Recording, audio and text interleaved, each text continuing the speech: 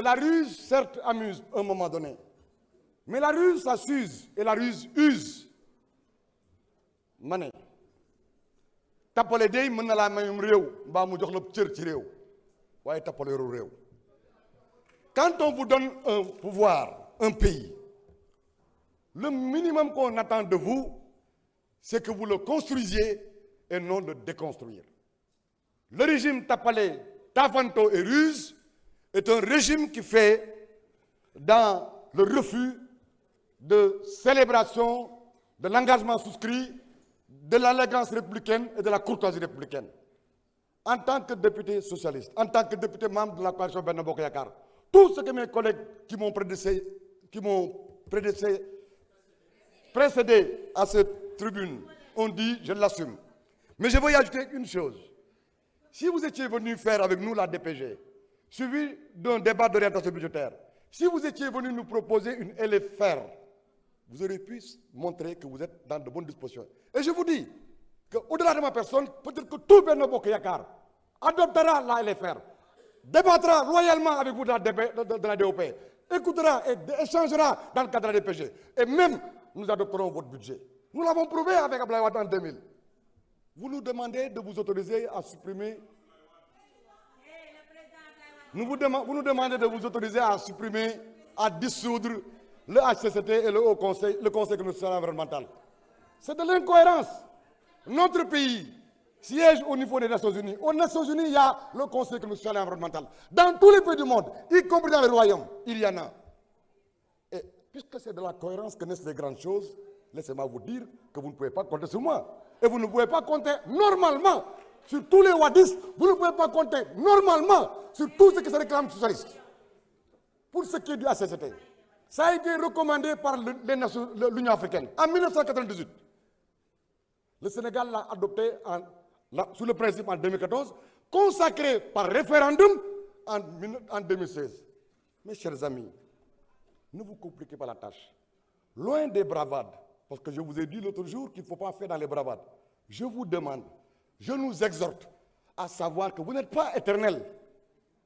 Quand on gouverne un pays, on doit essayer de savoir que partout dans le monde, il y a des institutions qui durent des siècles, qui sont plus anciennes, qui ont plus de longévité que les personnes ou les régimes.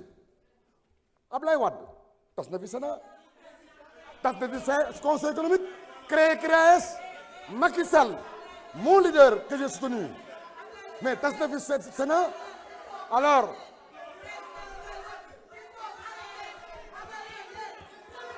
Monsieur le Président, tenez en compte. Wilane, vous avez la parole. Abdoulaye Wilane, continuez. Je veux simplement que les Sénégalais et les Sénégalais qui nous suivent retiennent avec vous et moi que le Haut Conseil des collectivités territoriales doit demeurer. Le Conseil économique, social et environnemental doit demeurer. Je rappelle à ceux qui sont dans PASTEF et qui ont appartenu aux assises, au peuple des assises, qui ont paraphé, signé, assumé, combattu pour la mise en œuvre des conclusions des assises et les recommandations de la CNRI, qui doivent se retrouver dans leurs petits souliers ou derrière leurs petits doigts. Je termine en disant que ce n'est pas utile ni efficace de casser.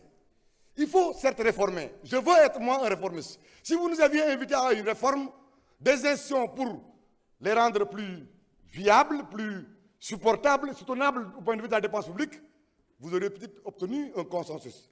Alors, ce n'est pas par la violence qu'on conquiert et exerce le pouvoir.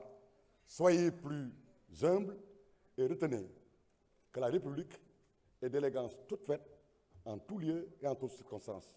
Mes chers collègues, votez pour appuyer la décision de la Commission en rejetant ce projet de loi qui est inutile, dangereux et enfantin. Je vous remercie. Merci, chers collègues. La parole est à l'honorable Dior Meng, suivi de Mamadou Cissé.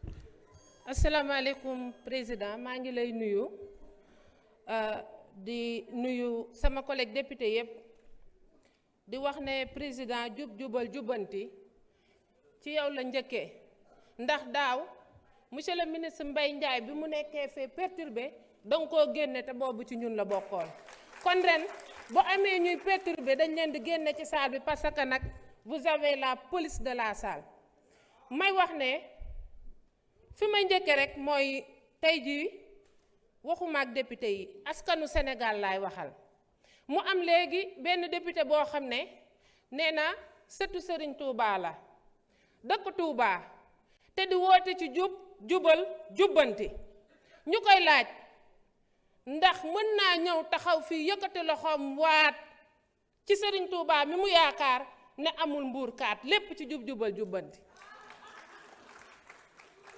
ñuy may wax sëtu Serigne Touba boobu ne moo gën doomu aadama yi yàlla sàkk barki Dembo Njaay ci suufu Serigne Touba bi nga xam ne fa la fekk baax fa lañ ko yuuxoowee digg bëccëg te muy député du peuple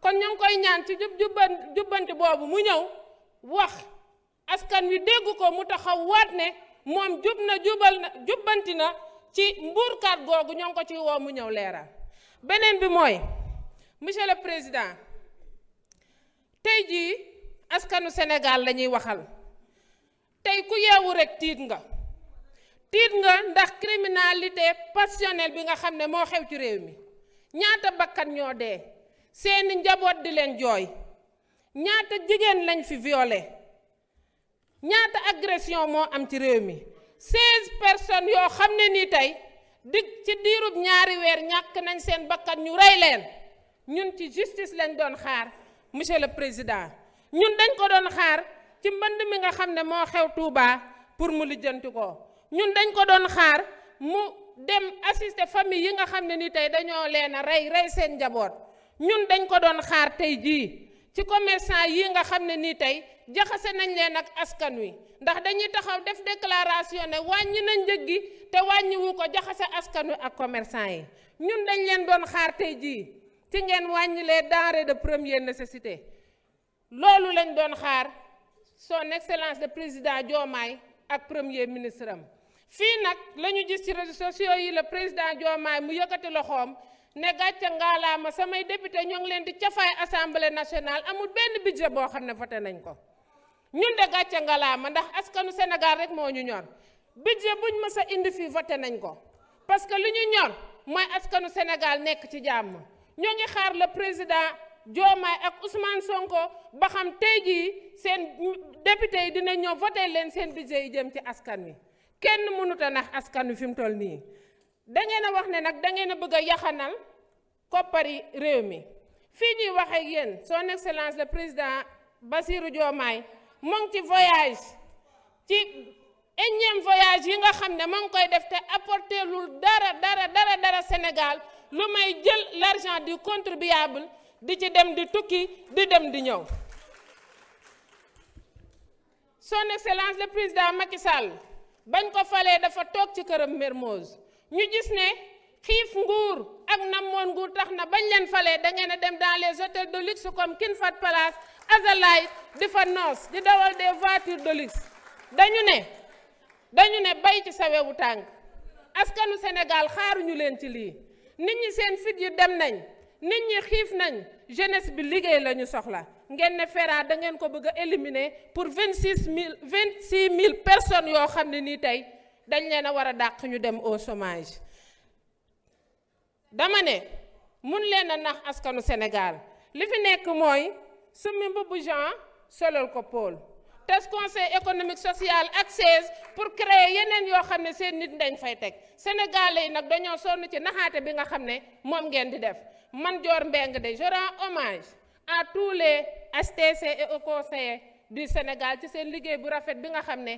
contribuer nañ ko di wax ne je ne voterai pas cette loi di wax ne président Ousmane Sonko ci liñ koy xaar mooy mu sàmm kàddoom donte mosu koo def nag ñëw ci déclaration politique générale bi nga xam ne ci loolu lañ ko doon xaar nit nag mënta ji gerte bay ñebbe lii ñu gis tey fii muy indiscipline muy saaga muy yàq muy toj loolu lañ yare jeunesse sénégalais moo tax fu ñu dem loolu lañ fay yóbbu wasalaam. Merci chers collègues. La parole est à notre collègue Mamadou Cissé, suivi de Malik Fall.